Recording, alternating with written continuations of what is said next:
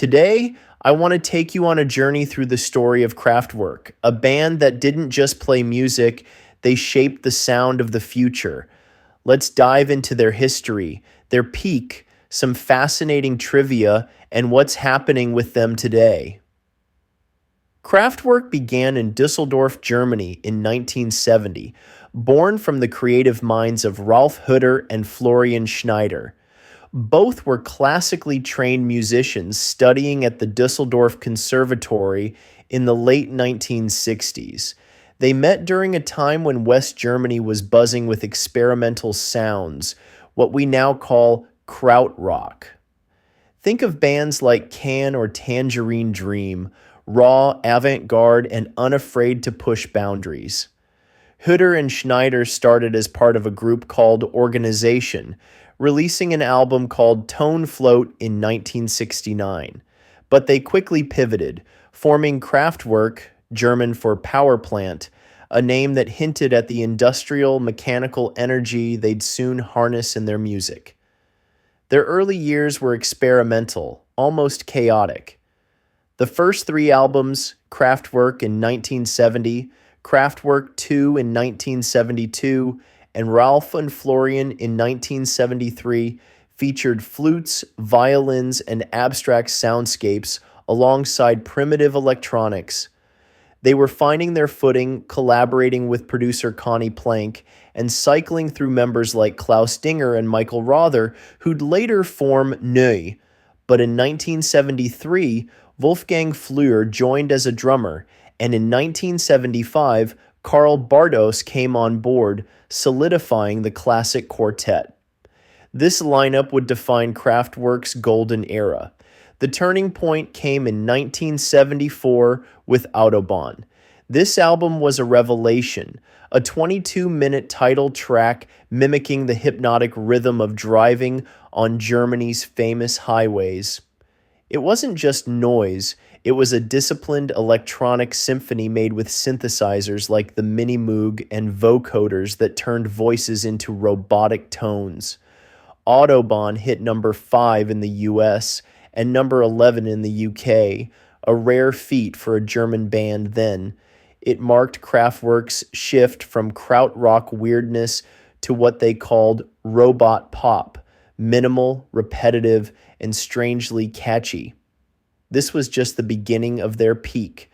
From 1974 to 1981, Kraftwerk released a string of masterpieces: Radioactivity in 1975, Trans-Europe Express in 1977, The Man Machine in 1978, and Computer World in 1981.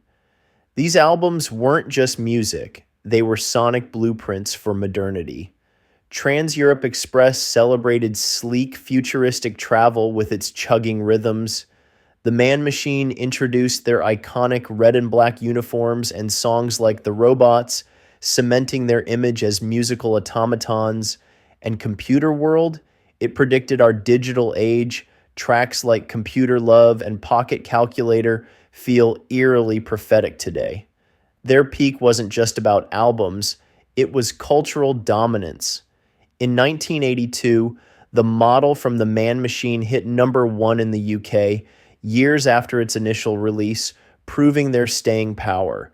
They toured with custom-built synthesizers from their Kling Klang studio, performing as if they were machines themselves, stiff, synchronized, otherworldly. Kraftwerk influenced everyone: David Bowie's Berlin era, Afrika Bambaata's Planet Rock, and early hip-hop, Detroit techno pioneers like Juan Atkins, and synth-pop acts like Depeche Mode. They weren't just a band, they were a movement. Now, let's sprinkle in some trivia to spice things up. Did you know Kraftwerk spent years making their studio portable? For Computer World, they modified Kling Klang so they could haul it on tour, an engineering feat as impressive as their music. Or how about this? Some vocals on that album were created using a Texas Instruments language translator, a toy turned into a tool of art. Here's a quirky one. Ralf Hütter is obsessed with cycling. So much so that their 1983 single Tour de France became a full album in 2003. And fun fact, David Bowie wrote V2 Schneider as a tribute to Florian, though Kraftwerk turned down a collaboration with him. Imagine what could have been. But what happened to Kraftwerk after this peak? The 80s and 90s saw cracks form. After Electric Cafe in 1986, Wolfgang Flür left in 1987, frustrated by the slow pace. Karl Bartos followed in 1990, seeking new creative outlets. The band's output slowed. Tour de France. Soundtracks in 2003 was their last album of new material. Then, in 2008, Florian Schneider, the co-founder, departed after nearly 40 years, leaving Ralf Hütter as the lone original member. Schneider's exit was quiet. He passed away in April 2020 from cancer, a loss felt deeply by fans. So, where are they now in March 2025?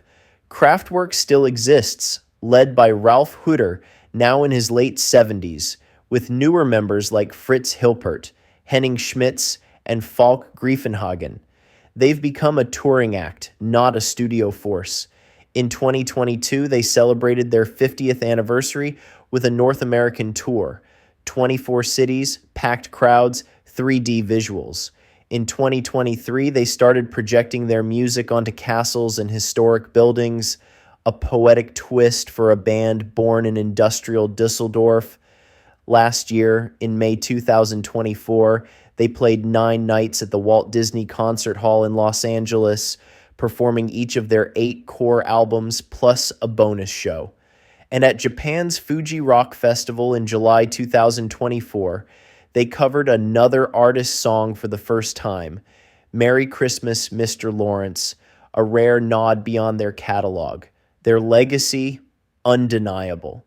They won a Grammy Lifetime Achievement Award in 2014, and their 2017 live album, 3D The Catalog, took Best Dance Electronic Album in 2018. They were inducted into the Rock Roll Hall of Fame in 2021. But new music? Don't hold your breath.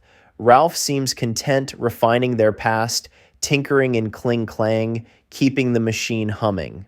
So what happened to Kraftwerk?